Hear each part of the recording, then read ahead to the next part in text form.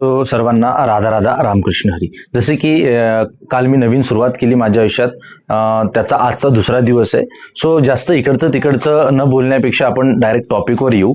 टॉपिकवर असं येऊ की जसं मी काल सांगितलं होतं की मी माझं जे जीवन आहे ते राष्ट्रासाठी, धर्मासाठी आणि या राष्ट्रामध्ये राहणाऱ्या लोकांसाठी समर्पित राहणार आहे. सो आजचा जो टॉपिक आहे आपला, तो जसं मी काल सांगितलं होतं की तुम्हाला प्रत्येक युद्ध जिंकवायचं आहे. ते आयुष्यातलं कितीही प्रकारचं असू द्या, कसंही असू द्या, मी ते तुम्हाला जिंकवणार आहे. तर सर्वात प्रथम माझा तुम्हाला प्रश्न आहे की युद्ध करताना तुम्हाला युद्ध तर सर्वांना करणं आहे. कारण तुम्ही बिना युद्धानी म्हणजे बिना कर्मानी या कर्मभूमीवर तुम्ही राहू शकत नाही. सो युद्ध तर सगळ्यांना करायचंय, सगळेजण करत पण आहेत. पण त्या युद्धामध्ये बरेचसे जण पहिला अटेम्प्ट, दुसरा अटेम्प्ट फेल होतात. बरेचसे जण खूप वेळ फेल होत राहतात. त्याचं वास्तविक कारण काय? वास्तविक कारण जाणून घ्यायचं असेल तर खाली दिलेल्या युट्यूब लिंकला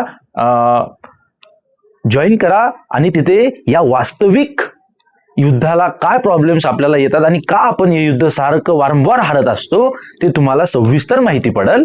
सो तुम्ही त्या युट्यूबला लिंक करा. सो युट्यूब चॅनलला लिंक करा आणि तिथे हा व्हिडिओ बघा. तर तुम्हाला कळेल की वास्तविक का आपण युद्ध हारत असतो किंवा का आपण अडथळे फेस करत असतो, त्याचं वास्तविक रिझन काय. तर भगवान श्रीकृष्णाने भगवद्गीतेत सांगताना सांगितलं की जो गुरुपासून विभक्त आहे, ज्याच्या आयुष्यात गुरु नाही, तो वास्तविक आयुष्य जन्मतापासून तर त्याच्या मृत्यूपर्यंत तो कधीही त्याच्या वास्तविक मनुष्य जीवनाचं युद्ध जिंकू शकत नाही. म्हणून तुम्ही तुमच्या जीवनामध्ये गुरु नसल्यामुळे वास्तविक युद्ध लढताना वारंवार हारता, वारंवार पडता, वारंवार रडता, वारंवार काय होता प्रॉब्लेम फेस करता. त्याचं वास्तविक रिझन जर बघायला गेलं तर तुम्ही गुरु विभक्त आहेत. आणि मनुष्य जीवन ज्याचं गुरु विभक्त आहे, ज्याच्यापाशी गुरु नाही, तो कधीही युद्ध जिंकू शकणार नाही.